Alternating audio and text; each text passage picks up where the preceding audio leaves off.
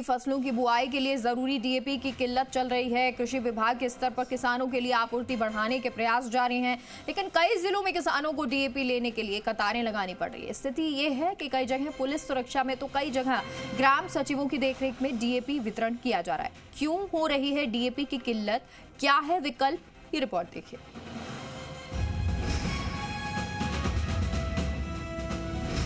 राज्य में किसानों के लिए इस बार डीएपी की किल्लत काफी अधिक है। जोधपुर, पाली, उदयपुर, कोटा संभाग के कई जिलों में किसानों को डीएपी नहीं मिल पा रहा है। इससे रबी फसलों की बुआई में देरी हो रही है।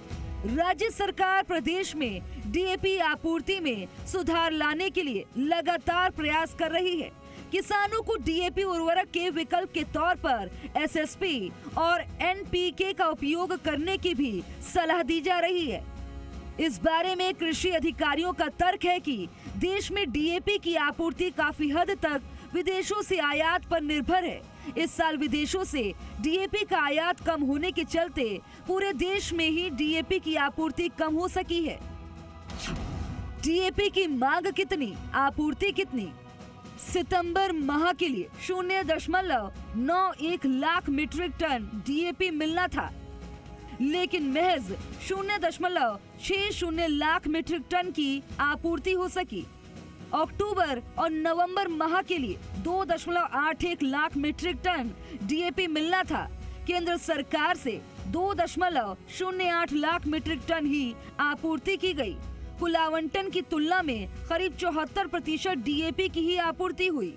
वर्तमान में राज्य में 41,000 मीट्रिक टन डीएपी का स्टॉक उपलब्ध। दैनिक डीएपी खपत के आधार पर 10 दिन के लिए ही पर्याप्त। अगले 2 से 3 दिन में 20,000 मीट्रिक टन की आपूर्ति संभव। डीएपी की कमी होने से कृषि विभाग एसएसपी, एनपीके का उपयोग बढ़ा रहा है। अक्टूबर 2023 की तुलना में अक्टूबर 2024 में एसएसपी का 76% उपयोग बढ़ा। एनपीके उर्वरकों का 221% अधिक उपयोग हुआ।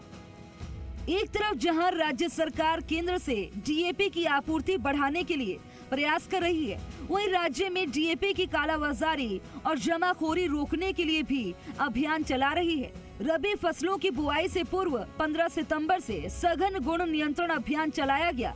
अभियान के तहत पूरे राज्य में विभागीय उर्वरक निरीक्षकों द्वारा अलग अलग जिलों में कृषि विक्रेताओं और उर्वरक कंपनियों के प्रतिष्ठानों पर जांच की गई।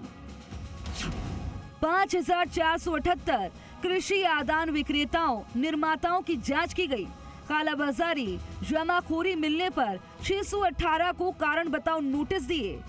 58 की विक्रय पर रोक लगाई। 39 प्राधिकार पत्र निलंबित।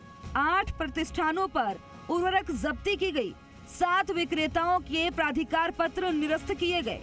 5 फर्मों के विरुद्ध एफआईआर दर्ज कराई गई।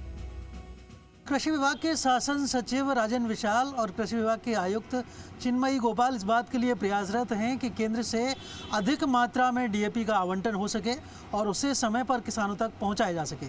हालांकि कालाबाजारी और जमाखोरी रोकने के लिए कृषि विभाग ने विशेष गुण नियंत्रण अभियान भी शुरू कर दिया है और यह अभियान 30 नवंबर तक जारी रहेगा, जिससे किसान समय पर अपनी रबी फसलों की बुआई कर सकें।